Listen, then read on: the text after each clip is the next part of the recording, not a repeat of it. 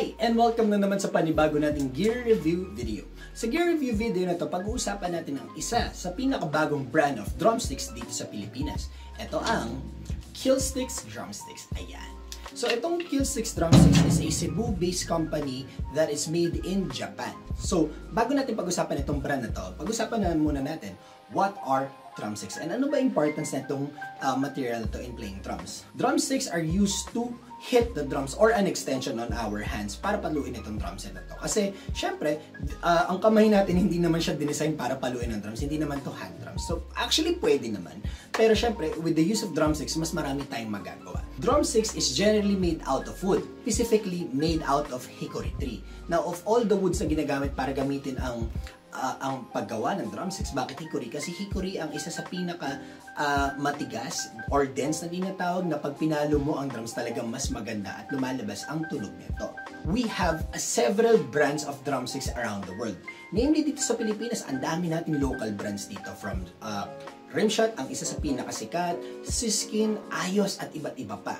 So, etong Killsticks na to, what makes this unique among its competitors? Of all the drumsticks brand dito sa Pilipinas, all of them uses hickory in different ways nga lang talaga. Pero what sets Killsticks unique from its competitors? Now, Killsticks uses what we call a heat-treated technology. In Japan, etong hickory na gamit dito ay hindi lang, usually kasi American hickory ang gamit, pero in this case, this is Japanese-made hickory. So, what makes this unique is yung kanina nga, yung na-mention ko, yung heat-treated technology, kung saan dumadaan ito sa oven bake, kung saan mas pinapatigas at mas more nagiging compact yung drumsticks namin para sa ganun, pag pinapalo siya, mas withstand siya sa mga longer playing, and at the same time, lalo na sa mga hard hitters, talagang this will suit you best. Now, all of the brands are really good. What set this apart is that heat-treated technology. Drumstick sizes comes in two elements, a number and a letter. Now, a number is usually several numbers ang ginagamit dito, 2, 3, 5, 7. So, the bigger the number, the more na mas magaan ang drumsticks. The smaller the number, the more na mas mabigat siya. Now, we also have using two letters. Now, on the category A, usually ito yung mga magagaan na drumsticks. On the category B, ito naman yung mabibigat na drumsticks. Now, in the light side, in this case nga lang sa Killsticks, we only have two sa magagaan, which is 5 and 7A. Now, let's talk about the lightest drumsticks that we have, 7A. Now, 7A is designed for that light jazz type music, kung saan mas softer on the hands, mas mellower ang magiging tunog ng drums. Very lightweight sticks to. Ayan siya. Yan. As you can see, it is a very thin drumsticks kung saan really, really good on the hands, lalo na pag mga jazzers, and at the same time, yung gumagamit for softer playing. This could be very perfect for your controlled volume, and at the same time, we use what we call a teardrop type of tips kung saan mas maganda ang rebound ng mga drumsticks. So, have a listen on how these sticks would sound like.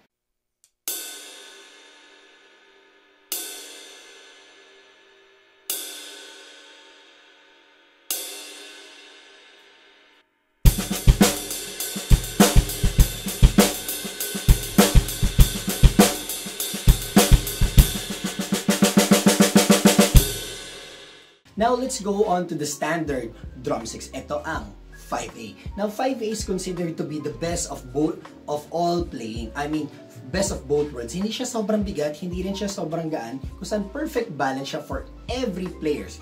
Rock, pop, R&B, hip-hop, lahat ng genre imaginable, mapa entry level ka man sa drumming, advanced, professional, everything in between, this is the perfect size for you. So, as you can see, medyo mas makapal siya ng konti compared to our 7A.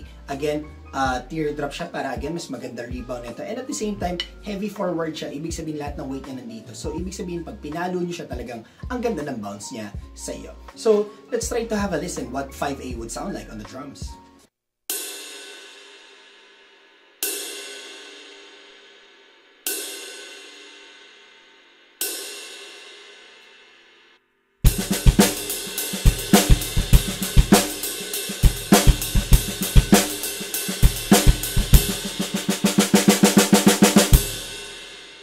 Now we go on to the heavy drumsticks na meron kami sa lineup namin. Ito ang 5B. Now, 5B is the beat-up version ng 5A namin kung saan bagay na bagay ito lalo na sa mga heavy hitters na naghahanap ng more volume, more power, and at the same time, that rim shot na masarap paluin. Ito siya, rock, pop, metal. Sobrang ganda na ito. Personally, ito ang sticks na gamit ko kung saan, again, heavy dito sa harap, kung saan mas magandang rebound, and at the same time talagang balance lang siya sa kamay. So, let's have a listen what 5B sounds like.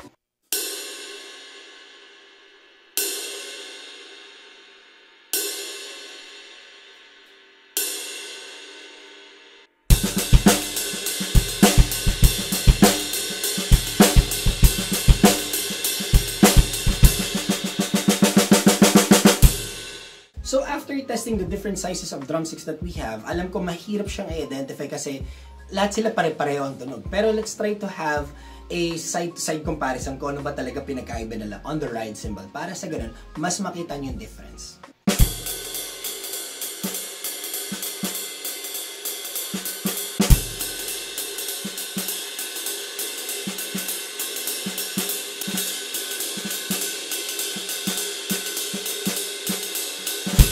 Ngayon at may idea na kayo what are the different sizes of drumsticks. Now, if you're wondering saan ba makakabili nitong Killsticks na to, the link is on the description below. On our Facebook page pa lang ang ordering process nito. Kasi as of now, wala pa kaming shopping account like Shopee, Lazada, or TikTok kasi we're still working on it right now. So, a pair of drumsticks, mapaanong sizes man, everything is at 499 pesos only.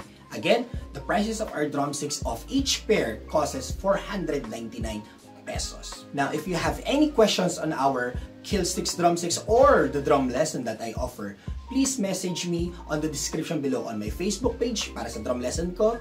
Pero on the drumstick side, nandun ang Killsticks drumsticks Facebook page. We also have TikTok and at the same time, Instagram. Ayan. So, ang aming tagline is, hindi ko lang alam kung pwede sabihin to. So, ang aming tagline is, made for drummers who don't give a fuck. So, pagiging badass kasi ang ibig sabihin, or pagiging astig na drummer, ang ibig sabihin ng Killsticks. I hope nag-enjoy kayo dito sa panibagong review natin ng Killstick drumsticks. So, I hope maraming mga users na ang gumamit na itong bagong brand na to. Killsticks, it won't let you down. Paalam and kita-kits!